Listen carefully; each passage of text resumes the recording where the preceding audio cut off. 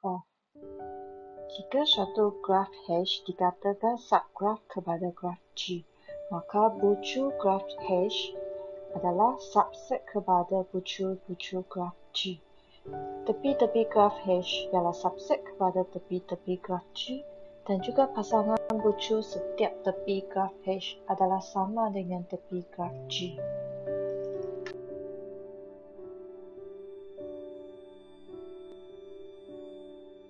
Berikut ialah contoh-contoh subgraf kepada graf G.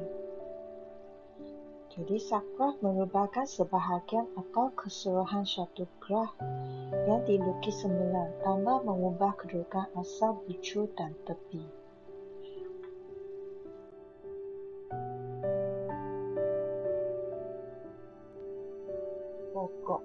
Pokok suatu graf ialah subgraf bagi suatu graf dengan ciri-ciri berikut, iaitu dia adalah graf mudah tanpa gelong atau berbilang tepi. Semua bucu mesti berkait dan setiap pasangan bucu dikaitkan oleh satu tepi sahaja. Jadi bilangan tepi ialah bilangan bucu tolak 1. Kalau bilangan bucu ialah n, maka bilangan tepi ialah n tolak 1.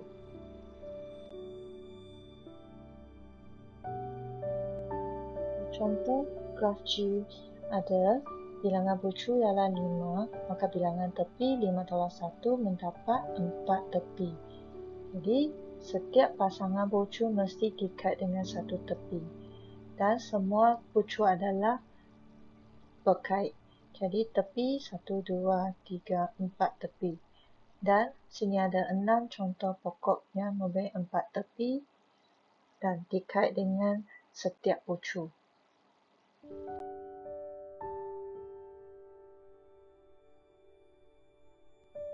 Kita lihat lagi contoh pokok, iaitu bilangan bucu di sini ada 6, maka bilangan tepi ialah 5. Contoh pokok, kita lihat pasangan bucu telah dikait dengan satu tepi dan setiap bucu adalah berkait.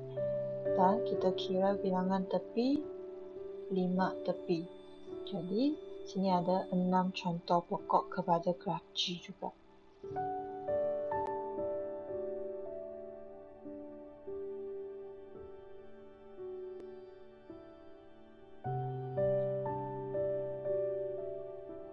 Untuk dapatkan pokok untuk graf G, 5 bucu maka tepi ialah 5 tolak 1, 4. Jadi pemberat minimum sini ada 7 tepi, kita perlu tolak lagi 3 untuk mendapat 4 tepi. Jadi 3 tepi yang pemberat minimum tertinggi di sini ialah BE, CE, DE. Paling besar nilai. Lepas dikeluarkan kita dapat 4 tepi yang lebih minimum dan kita dapatkan jumlah dia 9 tambah 10 tambah 8 tambah 15 jumlah 42.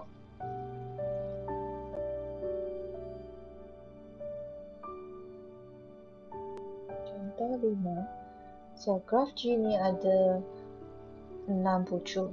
Jadi bilangan tepi perlu ada 5. Daripada gambar raja ni bilangan tepi adalah 8, maka perlu tolak 3 untuk mendapat 5. Jadi kita keluarkan 3 tepi yang maksimum tertinggi. Selepas dikeluarkan, didapati A pula tidak dikaitkan dengan bucu lain. 4 tepi adalah berkait dengan 4 bucu, maka ini adalah bukan pokok. Jadi kita pilih untuk keluarkan sama ada 23 atau 22. Jadi 22 lebih rendah. Kita kekalkan 24 dan 22. Maka jumlah pemberat minimum adalah 71. Hasil daripada jumlah tepi yang tinggal.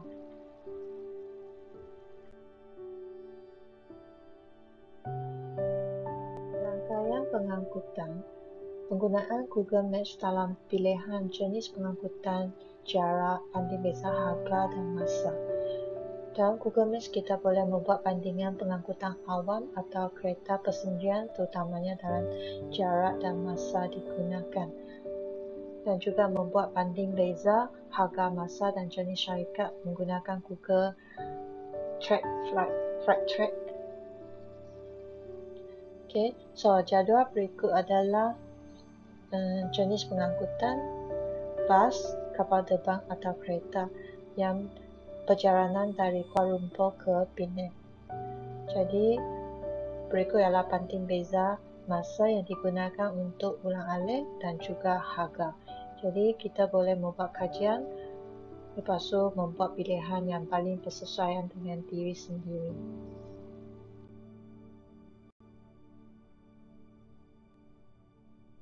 Peta di atas menunjukkan laluan penerbangan domestik oleh sebuah syarikat penerbangan di Malaysia.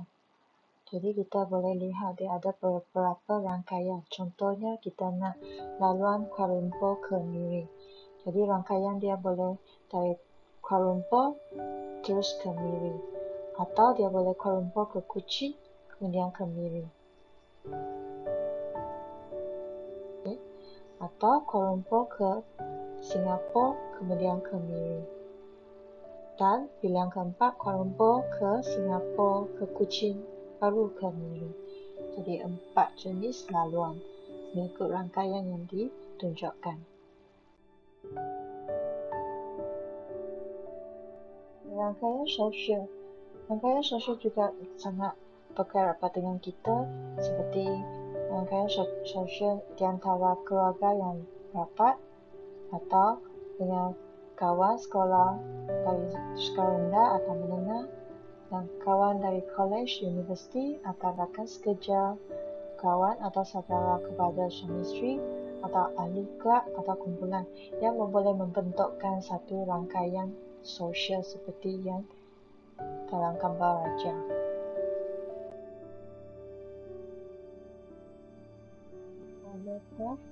Overpass ialah suatu laluan di sekitar graf yang melintasi setiap tepi hanya sekali.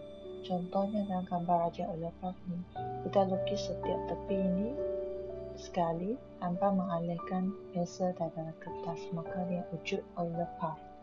Sini ada 8 contoh aktiviti overpass. Kita lihat gambar raja pertama. So, melalui setiap tepi hanya sekali.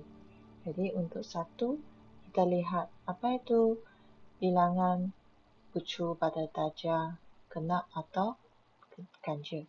Kalau ini pucu yang pertama, tepi ada 1, 2 tepi yang disambungkan, maka dia ialah darjah genap. Jadi titik yang lain juga 2, 2, 2. Jadi genap. 4 genap, 0 ganjil. Okay, yang bentuk kedua juga boleh membentuk satu overpass, di mana kita lihat pucu pertama ada 3 tepi yang disambung kepada pucu, maka darjah ialah 3, iaitu ganjil. So, ini juga ganjil, 2 ini adalah genap. Jadi 2 genap, 2 ganjil. Kita boleh lihat kalau gambar raja ketiga, satu lagi tepi yang tidak dapat dilukis, maka dia tidak wujud overpass.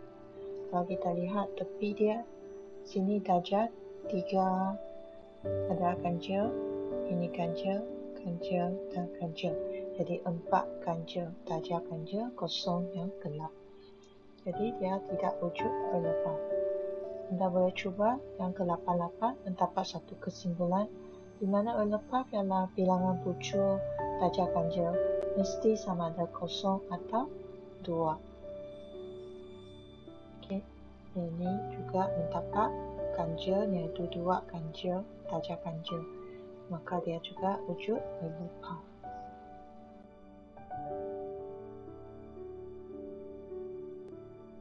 Adakah anda masih ingat The Seven Bridge of Königsberg di part 1? Iaitu, boleh tak kita melalui bandar dengan melintasi setiap jabatan hanya sekali dalam bandar Königsberg itu? Kalau lihat rujuk kepada overpass, dia mesti 0 atau 2 bilangan pucu darjah ganjil. Maka kalau A dia ialah ganjil, B ialah ganjil, C juga ganjil, dan D juga ganjil. Keempat-empat pucuk adalah darjah ganjil. Maka keadaan ini ialah tiada order. Maka samalah, maksudnya tidak dapat melawat setiap bahagian bandar dengan melintasi setiap jambatan hanya sekali.